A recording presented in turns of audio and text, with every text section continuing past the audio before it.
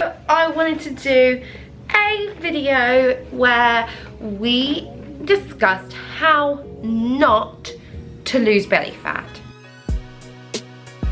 So, okay, look, people do not ask me this at the moment because I don't have abs right now. But when I was doing my fitness competition last year, I went from having no visible abs to having some visible abs. And you'd get questions like, how do I get abs? How do I lose my belly fat?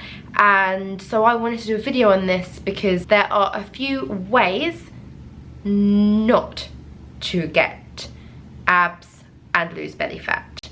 So the first thing is, please do not spend all of your time in the gym doing sit-ups. It's not going to be optimal.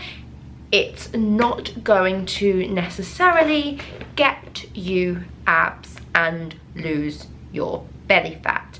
Firstly, losing belly fat, you can't spot reduce the area in which you want to lose fat. If you want to lose fat, you're going to lose it wherever you're going to lose it from, and it's all over. But essentially, it's not like you can say, right, body, don't lose fat from my bottom, but lose it all from my, lose it, what is that a muscle? It's weird. Lose it all from my belly.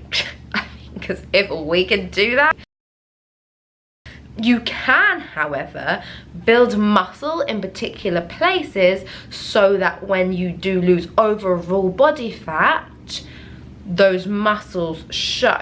With abs, if we all lost a particular amount of weight where we were so lean, we would all see ab definition, okay? So it's not that some person doesn't have abs and then somebody creates abs. Like, we've all got them. To the extent in which how much we have them obviously is different, and you do want to train abs because you want to create a strong core.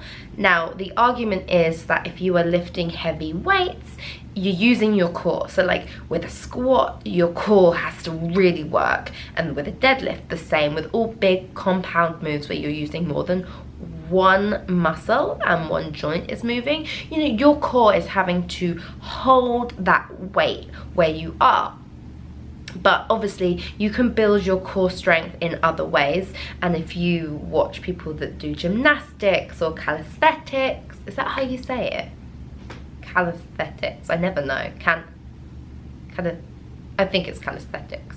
You will see, you know, they aren't necessarily heavy weight training to build core, but they're also not in the gym just doing loads of sit-ups. To lose body fat all over, because as I just said, we cannot spot reduce, it comes off all over, and obviously dependent on your body and your genetics, you will lose it from particular areas first.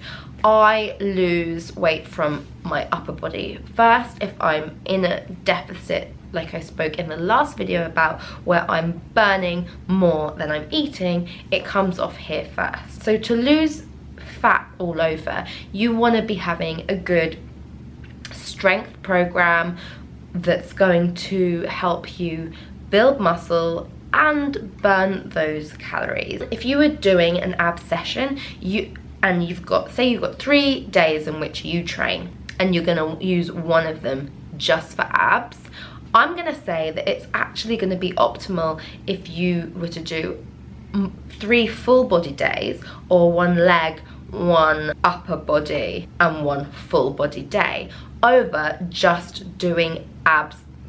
I'm still holding these up. What am I doing?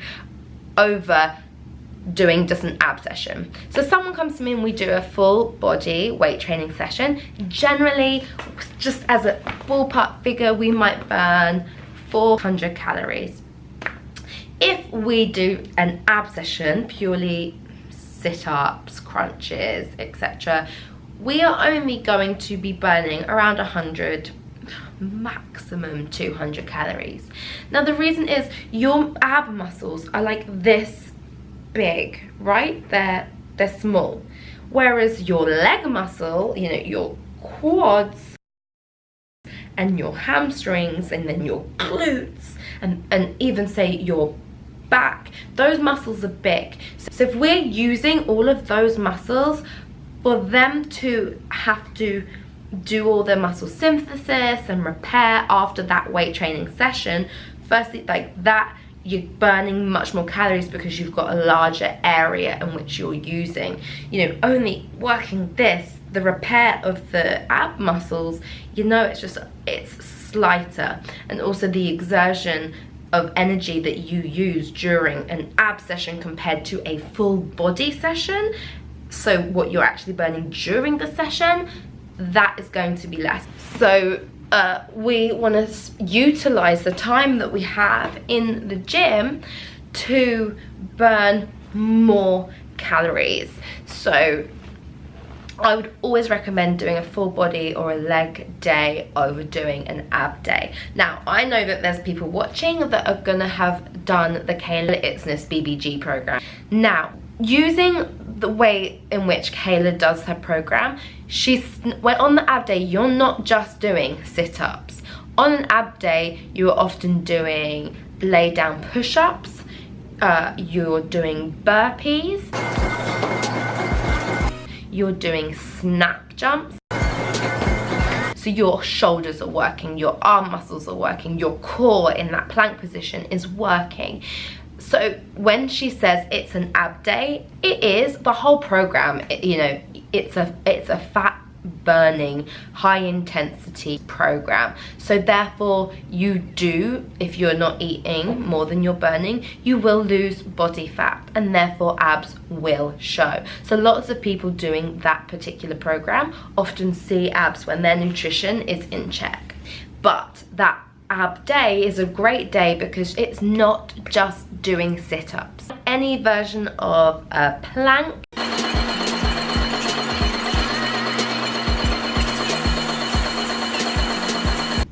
leg raises, scissor kicks,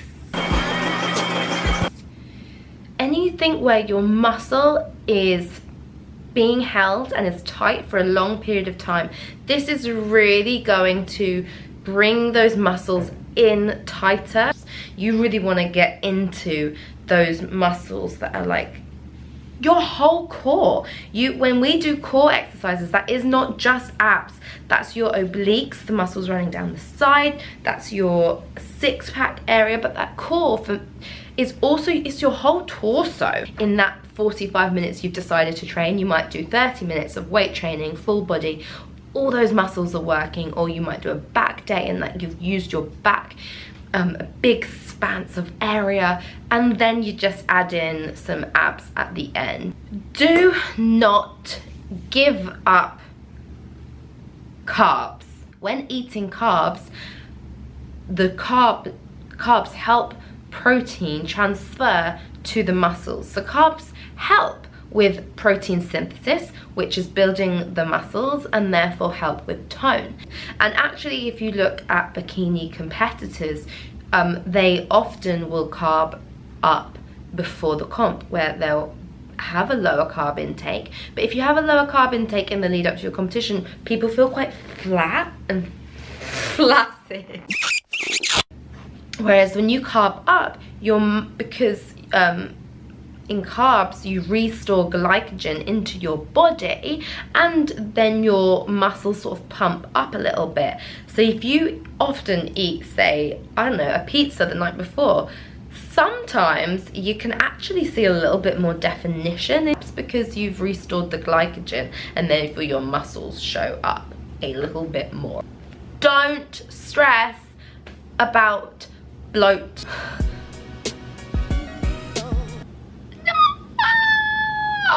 Bloat is not fat.